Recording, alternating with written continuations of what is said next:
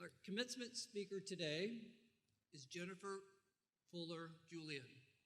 Jennifer earned a bachelor's degree in civil engineering and a master's degree in environmental engineering at Michigan Tech.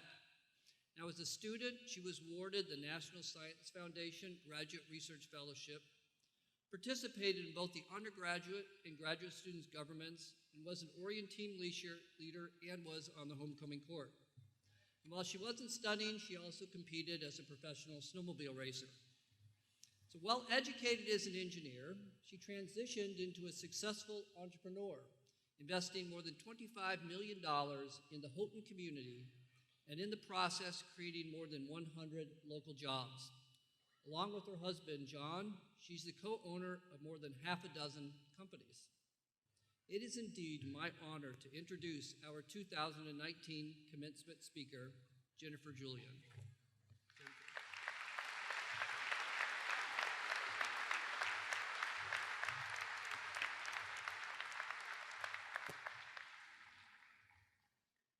Thank you, President Kovac.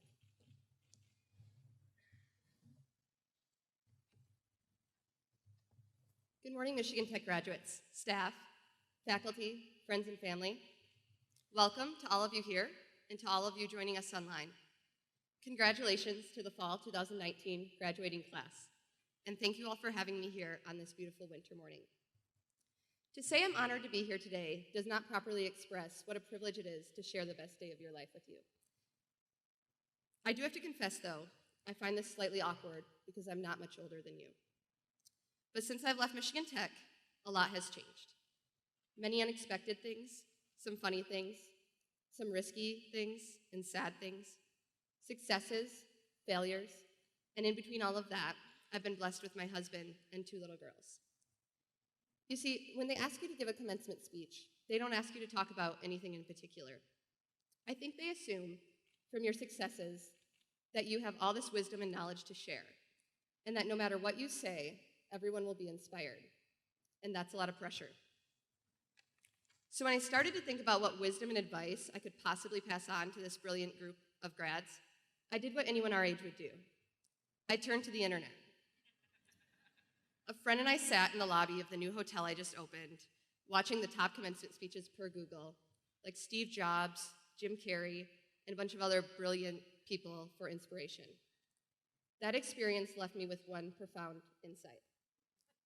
I'm screwed. I'm not a billionaire inventor. I don't own a world-renowned brand. I'm not a Hollywood actress. I'm a 30-year-old entrepreneur, business owner, wife, mother, engineer, and Michigan Tech alum. But I noticed that these speakers have several things in common: beginnings, scary moments, rewarding milestones, rock-bottom days, and the drive to push through it all. That's where success comes from: determination, grit, perseverance, the very things that got you into Michigan Tech and the things that got you through it. So that means that every one of you here today already has the tools for success. So let's talk about the Michigan Tech experience for a moment.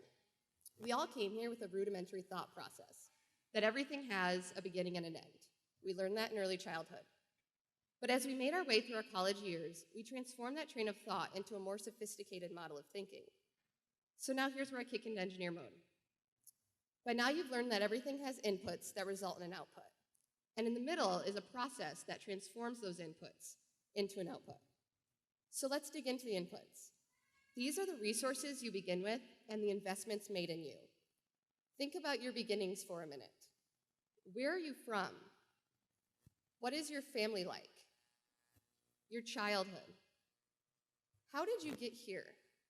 Like right here in the SDC Wood Gym today, December 14th, 2019. What brought you into the seat you're sitting in right now, wearing a goofy gown and a hat with a tassel on it? 17 days until the end of the decade. Here are some of my inputs. I come from a Brady Bunch family. Maybe that reference is before your time. Can you raise your hand if you've heard of the Brady Bunch? Thank you, parents and grandparents, for that. I was raised in the 90s in a small farm town in downstate Michigan. We took road trips in my parents' Astro van. They both worked Monday to Friday, 7 a.m. to 6 p.m. My parents separated when I was young and remarried shortly after. I've been blessed with 4 loving parents and 10 half, step, and full siblings. As the youngest of that many siblings, I pretty much fended for myself. And dividing anything by 11 doesn't leave much to go around. But what I did have was love and support. Still, I wanted to get as far away from that small town as I could, and I wanted to be an engineer. Michigan Tech checked both boxes. I saw Michigan Tech as a level-headed trajectory based on my current inputs. My parents, on the other hand, were not pleased. I was passing up a full-ride scholarship to a college right in my hometown where I could have graduated with no debt. They announced that I would have to find my own way to pay for Michigan Tech. You see, my parents didn't go to college. They started working right out of high school. They retired with 30-plus years of service to their companies, which is applaudable, no doubt. But what they didn't understand was dorm rooms, or buying books, or an iClicker, or classes that cost thousands of dollars. However, I did have an alternative plan to attending Michigan Tech. It was bold and risky and entrepreneurial. My plan was to invest in a $150 lawn edger. You know, the tool that cuts the grass along the sidewalk to make it look like you have the perfect lawn? That's right. I was going to edge my way to California. At 18 years old, I was going to drive through neighborhoods and knock on doors and ask random strangers across the country if I could edge their lawn for $10. I had dreamed of moving to California, and that's how I was going to pay for it. One $10 lawn at a time. My parents love to remind me of this story. They laugh because I actually have a home in California now, and I'm an entrepreneur.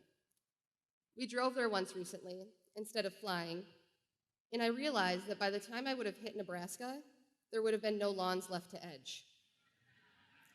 I would have been stuck there with no money instead of pursuing my degree at Michigan Tech. And I'm pretty sure I wouldn't be giving a commencement speech today if I had chosen that input. As you consider your own inputs, also think about your new beginning. What will your story be when you are asked to stand up here? What is your desired output? Although thinking about individual outputs can be ambiguous, scary, and personal, I think there's one common output we all work toward: happiness. Even still, your happiness is different than mine, and different from your neighbors, and different from your parents' happiness. You get to determine what your happiness is, and ultimately, the process you will take to get there. I challenge you to consider the next step in the process that will lead to your desired output. Where are you now? Right now in that chair. Where is that going to take you from here? Your inputs began with things outside of your control: your family, your childhood, your beginnings. But now you control the process that can transform your inputs into your desired output. And as we all know, thanks to Michigan Tech, changing a process can dramatically improve an output. So let's take a few brief minutes to talk about 5 ways you can design your process and how you can set yourself up for a successful trajectory to your output. The first way: you are 100% in control of your own life. My friend runs her own company helping others transform themselves into business leaders.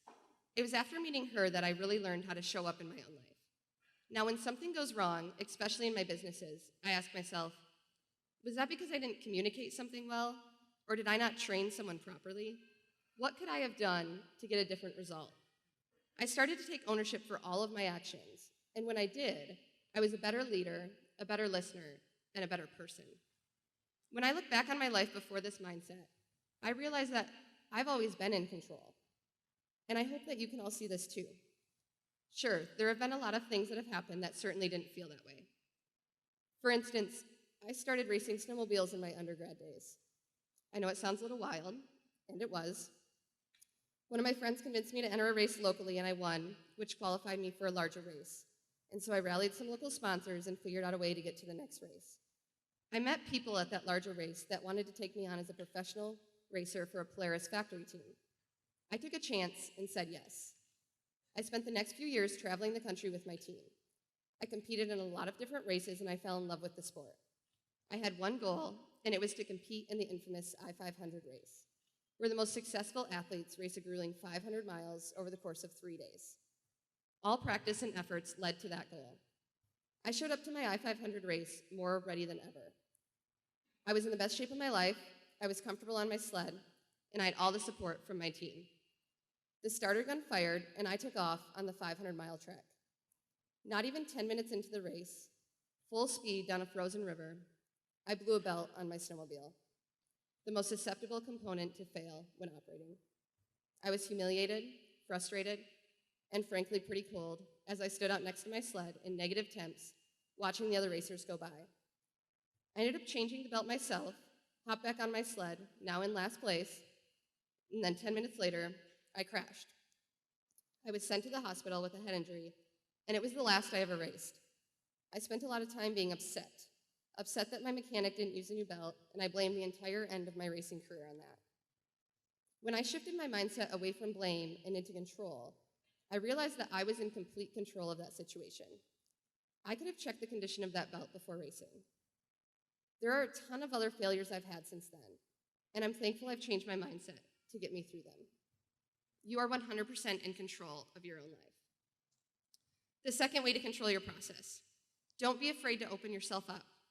Another wise friend once shared a powerful analogy with me. When an eagle is perched, it sits with its wings in front of its chest, protecting itself from any harm. But in order to soar and get what it wants, it must open itself up to the world and expose all that it has, taking a risk of leaving itself vulnerable. We humans tend to do the same thing. We stay tucked in and protected. But to excel, we have to expose ourselves. After 8 years at Michigan Tech, I was only an engineer for about 9 months. I left my cushy job and I renovated a space in downtown Houghton and opened a hair salon in 21 days from idea to opening day. I did it because the town needed a new modern salon. I saw a need and opened myself up to the possibility, even if it was drastically different than what I had spent my entire adult life educating myself for. I actually stood there on the opening day of the salon, behind the counter, trying to keep it all together, and had someone ask if I was the receptionist. Do you know how I answered that? My answer was yes, because after 8 years of engineering education and 9 months in that role, I figured I would only get to say that once. And so for that day, I was a receptionist of my own hair salon. We have to open up our arms and let it all show, even if it's difficult or risky or humiliating. The third way to control your process: look for opportunities, always. My husband and I currently own 6 companies. He had absolutely no money when he started his first business, and we joined forces with all of my student debt. We could barely afford to live, let alone vacation, but we knew we loved to travel and wanted it to be a part of our lives. At the same time, a new app was launched called Airbnb. You could rent unique places in people's homes to stay in cool areas. We realized we could do that, and we became one of the first homes on Airbnb. It paid for us to travel around Europe while people rented our home. Then we realized if we rented it all summer, we could afford a houseboat to live on while our house was rented. That ended up paying for both our boat and home expenses. And that was the beginning of a much larger career in hospitality for us. We jumped on this small opportunity, and our success gave us even more confidence to take bigger risk. Looking for opportunities doesn't have to be that complex. Make a connection with the person next to you in the coffee shop or on an airplane. Volunteer in your community. Put your phone down and find a way to connect with others and learn about them. It will bring you closer to your goal. I promise you this. The fourth way: have purpose for what you do. At the end of the day, I'm not driven by monetary returns. Of course, businesses have to make money to remain viable. But what I mean is that my purpose in building and running my companies goes much deeper than that. When people ask why I do what I do, I like to say, I have big dreams for this small town. And so when I built a hair salon, I made it the best hair salon in the region. And when I built a boutique hotel, I made it among one of the best boutique hotels in the world. This standard is displayed across all of my businesses. When I do my next project, you'll see a chain reaction moving forward. And what I care about in doing this is that the customers of my businesses have the best experience they could have. And by striving for that, I end up with employees working in the best environment they could imagine and giving the best service anyone could think of. So at the end of the day, what we've created is this cycle of giving good experiences and making people happy, and those people walking away re-energized and inspired, and they will pass that on. You too can do this. If you're going to spend time doing something, make it worthwhile. Change someone's experience for the better. Change someone's day. Change the way a process happens. You can control that. Don't let anyone ever make you think that what you're doing isn't worth it. The fifth way to control your process: surround yourself with supportive people. When I was sitting where you are now, I had no idea that the people I met in college would be so influential in my career. The people next to you are your classmates, your fellow alumni, your professors, and your mentors. You probably think you'll never see some of them again, but the truth is, you need them. When I started my project of opening a luxury hotel, I reached out to a few people I had met at Michigan Tech who I knew could help. One works with some of the largest, most recognizable brands, and when I called for branding advice, he gave me the same attention that he gives his largest clients. The other was one of my best friends in college. We lost touch after graduation, but I knew she had gone on to attend a prestigious design school in New York, and I wanted her help on the design. When I found her, she didn't hesitate to say yes, and she put in long night hours with me outside of her normal workload. I think you'll find that Michigan Tech is like a magic password. Your tech connections will open doors and inspire people to pick up the phone and help. So when you walk out of here today, shake hands with these people around you. Smile at them. Remember them. They will remember you. And now we get to the last step in the process, that elusive output. Look, you're going to have bad days, like really bad days. Even in the happiest, most successful times of your life, you will have bad days. Some of my most challenging days occurred during what I imagined would be the best times of my life. College, the birth of my babies, the opening of my businesses, all came with extremely hard moments, balanced by feelings of being on the highest of mountains. But bad moments don't mean that your overall quality of life is bad. Know that you can always be better and do better. Today is a huge accomplishment, for sure. It's a pretty great day. But today is not your best day. You will have even better days. Because in the end, life is all about the process, isn't it? There's the input we're born with and the input of our childhoods, much of which was beyond our control. There's our output, the goals we're working toward, many of which I hope you will achieve. But most of our days are filled with the processes of living and learning and loving and dreaming. If you remember nothing else of what I've shared today, remember this. You have power. You control your own life. Things will happen to you along the way, things that are out of your control. But you have the power to determine how you respond to them. Choose your own path, but don't be afraid to take that left turn. Proceed with purpose, but remain open to possibility. Open that hair salon, rent that Airbnb, talk to that person on the plane, make that call. And remember the magic words. I graduated from Michigan Tech.